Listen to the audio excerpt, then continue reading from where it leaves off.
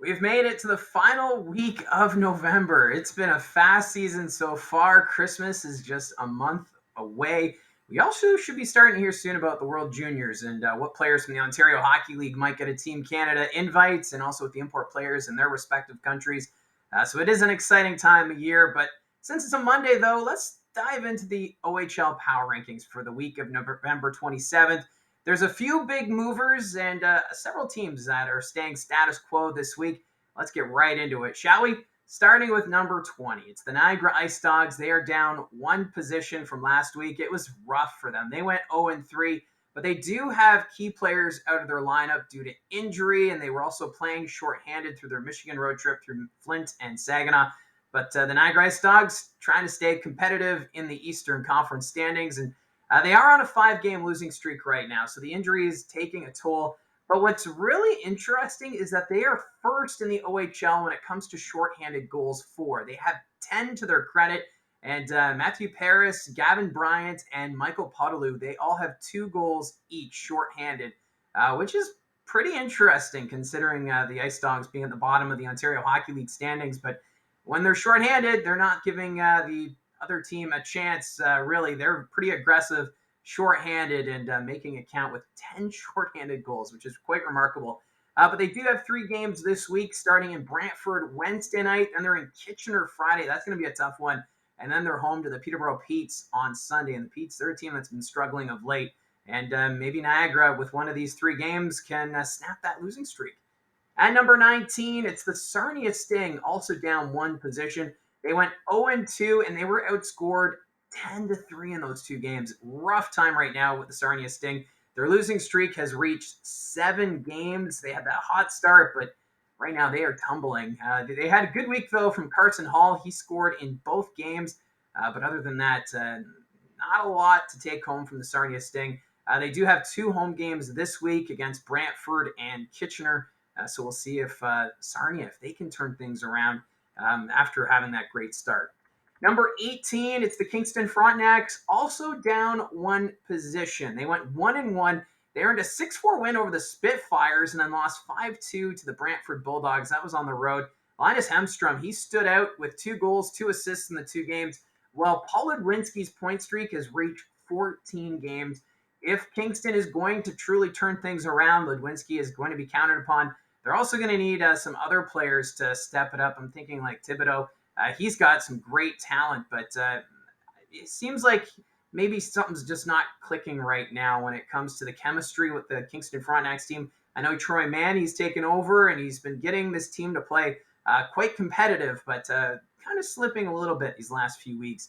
They do have 3 at home this week. They're going to play a school day game against the Ottawa 67s Wednesday, and then they host North Bay and Flint. Coming in at number 17, it's the Erie Otters. They tumbled 3 positions in the power rankings. It was a little disappointing for them. They went 1-2, and it started ugly with a 10-2 loss against the Kitchener Rangers. That was at the odd before beating the Greyhounds 3-2 in overtime. Spencer Sova, the overtime hero in that game. And then they were shut out 5-0 by the Mississauga Steelhead. So a bit of a hit-and-miss week when it comes to the Erie Otters. And it's not looking any easier this week. They host Kitchener Wednesday before playing 2 games at the Bayshore in Owen Sound. The Erie Otters and Owen Sound Attack typically play 2 games in one barn and then 2 in the other just because of the distance within the division. So this weekend, it'll be the Erie Otters playing 2 in Owen Sound. Number 16, no change in the power ranking. It's the Brantford Bulldogs. They were 2-1 last week, wins against Niagara and Kingston, but a rough 8-2 loss at home to the Sioux Greyhounds. It seems like everybody's losing to Sault Ste. Marie right now, but Noah Nelson, he had a pretty good week for Brantford. He had 2 goals, 2 assists, and was the first star in the game against the Niagara Ice Dogs. They do have 3 games coming up this week, starting at home against Niagara. So they've done well against the Ice Dogs this season.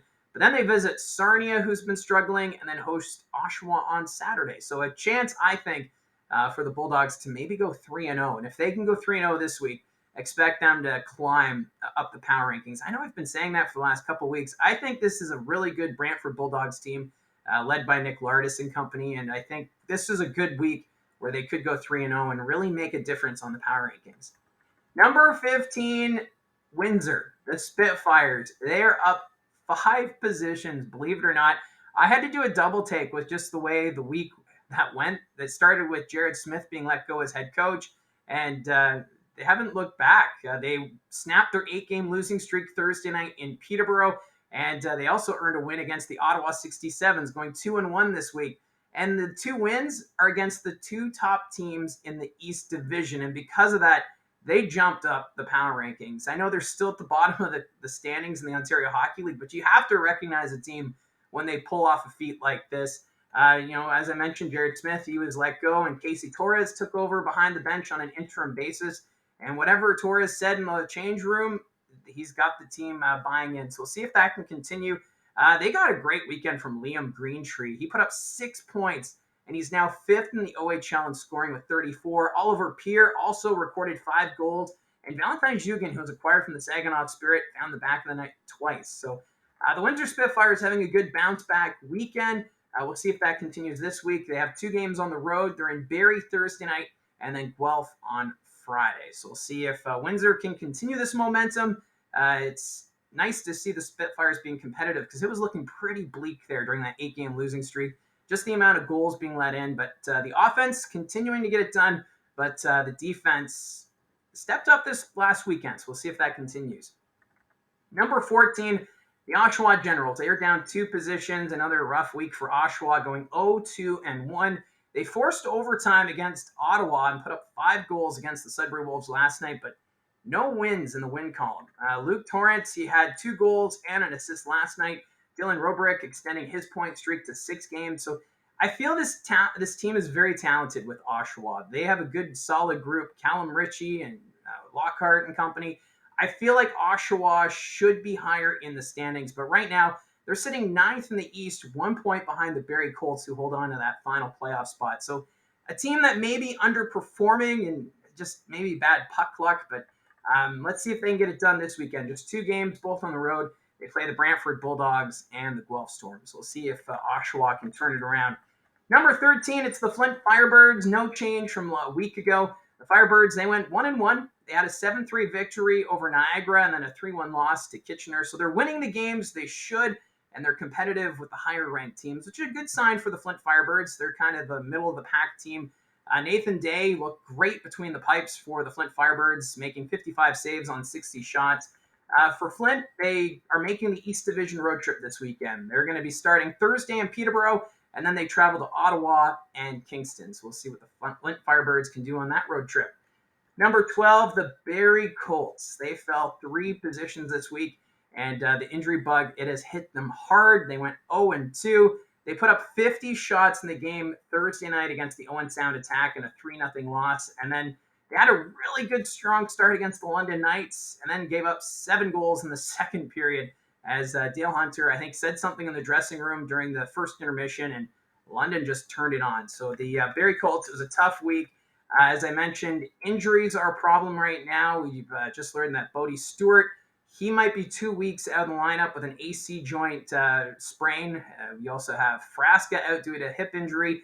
Boaki, he's out for the remainder of the season. Jack Browdy, he'll be missing 1 more game due to suspension. So the injuries are piling up. And also Olivier Savard, he's in concussion protocol after taking a puck to the mouth. We'll see if he comes back this weekend. But with all these injuries, the young players, they're getting plenty of ice time with the Barrie Colts. If you're a Colts fan, you have to be encouraged by what you're seeing. The Newtons, they both got on the score sheet on the game Saturday against the London Knights. Nolan Newton with his first career OHL goal, and Jaden Newton with his first 2 OHL points. So there are some positives to take away despite the losses. Also, Shamar Moses stood out with a great setup in the game against the London Knights, and he also stepped up for his teammate, dropping the gloves with Alec Leonard.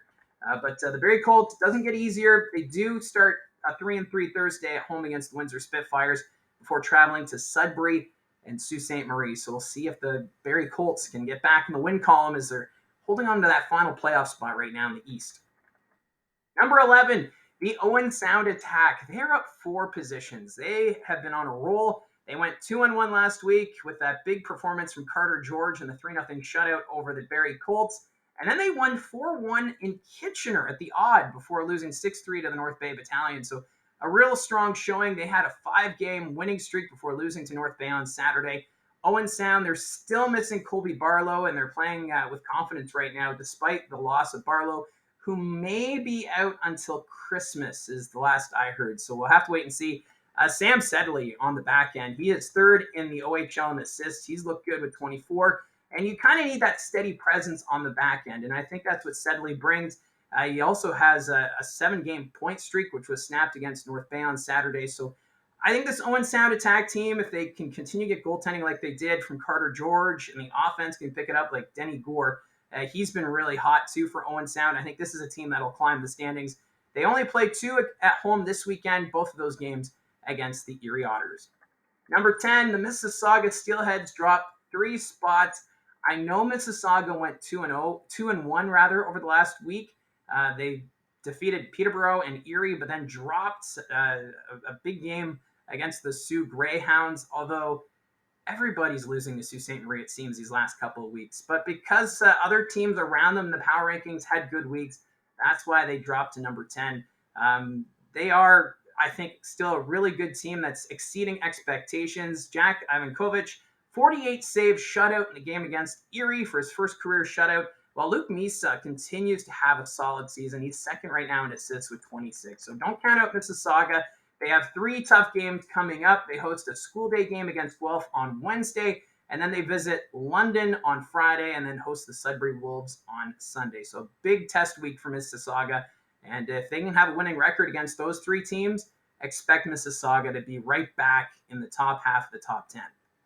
Number 9, the Guelph Storm. They are up 2 positions. Another team that's been doing really well of late. They went 3-0 with wins over division leaders North Bay and Kitchener, and then ended the weekend with a win against Sarnia. Braden Bowman, a 5-goal weekend, including a hat trick against Kitchener, while Jake Carabella, a 6-point weekend. I really like the play of Carabella. This is a good Guelph team. They're only going to get healthier, waiting for Cam Allen to come back soon. The Storm, they do travel to Mississauga Wednesday before hosting Windsor and then Oshawa. Coming in at number 8, the Peterborough Petes. They fell hard. They fell 5 spots in the OHL Power Ranking. They had their 4-game winning streak snapped by the Windsor Spitfires and then followed it up with a 7-1 loss to Mississauga. They were outscored 12-3 in their 2 games.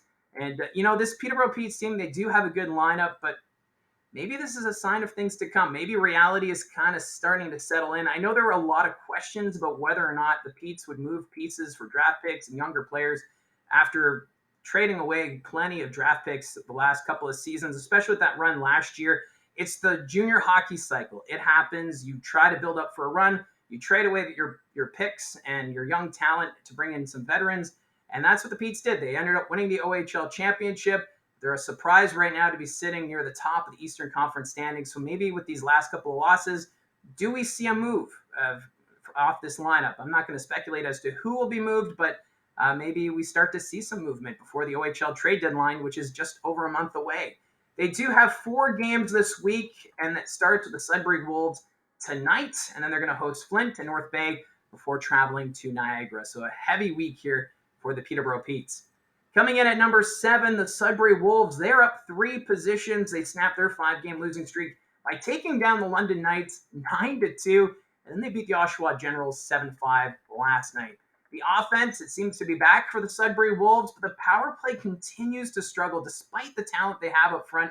They have the league worst power play at 7.4%. I just can't wrap my head around it because you've got Quentin Musty, David Goyette, you got Delbor Dvorsky. Just those 3 forwards alone should really be able to carry a power play unit just with the puck movement, but they're not finding the back of the net. Jakob Vondras also remains out of the lineup due to illness, from what I've heard. David Goyette, though, he's starting to pick it up. He's got goals in 4 straight games, while Quentin Musty had a 5-point game against the London Knights, including a hat trick. So the Sudbury Wolves team, they seem to be back on track. We'll see what they can do tonight against the Peterborough Petes. Then they host Barrie on Friday and then travel to Mississauga on Sunday. Number 6, the Saginaw Spirit. They are riding a franchise-best 10-game winning streak. They went 3-0 last week with wins over Flint, Sarnia, and Niagara. I will be doing a video focusing on that winning streak in particular, just to break it down. So hit subscribe so you're notified about that video when it does come out. But for the Saginaw Spirit, Mateus Pavlev, He had a hat trick last night against Niagara and had a total of 11 points in 3 games. He was outstanding. So Sapovalev stepping up for Saginaw.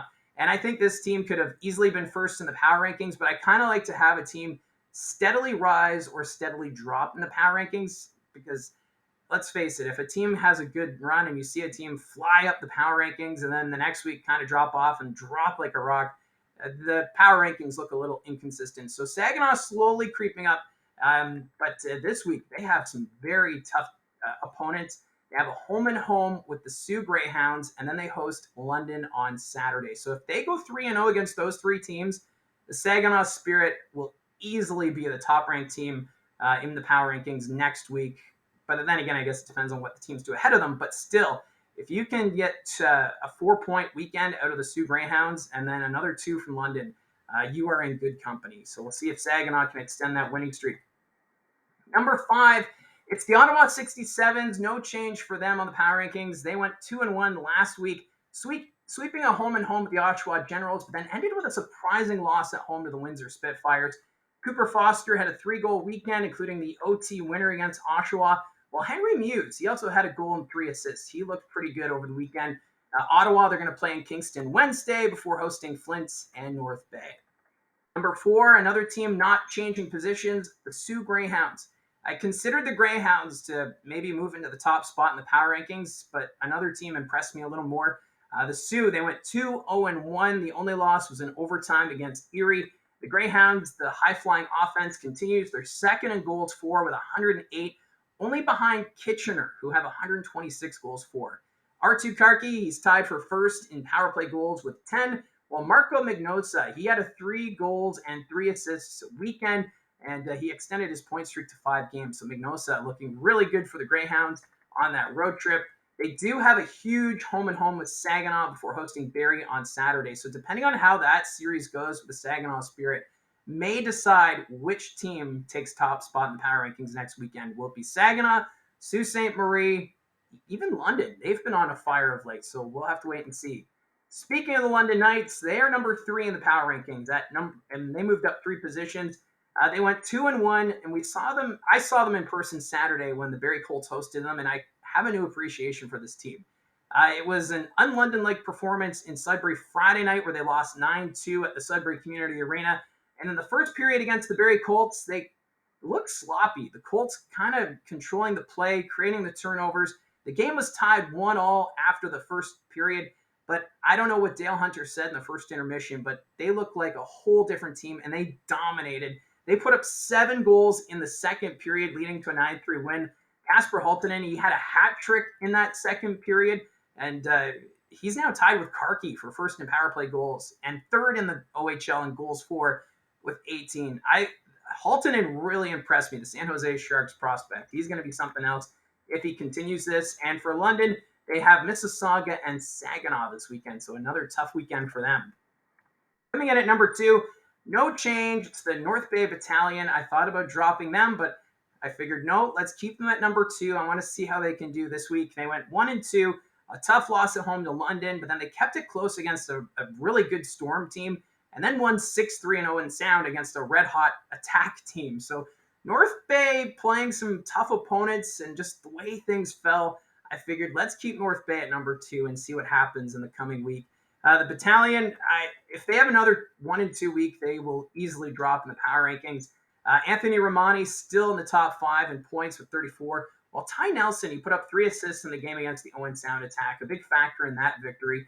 They play at 3-3 on the road this week, starting in Kingston Friday night, and then Peterborough and Ottawa. So North Bay doing the East Division swing, and seems to be a challenging one at times for that team. And number 1 for the 3rd week in a row, it's the Kitchener Rangers. They did not have the best of weeks. They went 1-2 with losses to Owen Sound and Guelph, which was more surprising is that they allowed 8 goals against to the Storm on Saturday. So some concerns showing with the Kitchener Rangers. Is it a one-off? Is this a sign that maybe they're going to, slip a bit? They have no problems putting pucks on net, though. They just fire on all cylinders, but they have the Sioux, London, and Saginaw right behind them in the Western Conference standings. So it's tightening up in the West. They do have a game in Erie Wednesday night, home to Niagara Friday, and then Sarnia on Sunday. So some winnable games here for the Kitchener Rangers. They could go 3-0, but we'll have to wait and see what happens in some of the other games. Because if Kitchener goes 3-0, okay, it's expected. But with those other teams going head-to-head with some strong opponents, that could decide how the power rankings will look next week. So let me know down in the comments section below your standouts this last week, your thoughts on the power rankings. How would you rank some of these teams? And yeah, I'd just love to see your comments and opinions. Remember to hit like and subscribe as the channel continues to grow.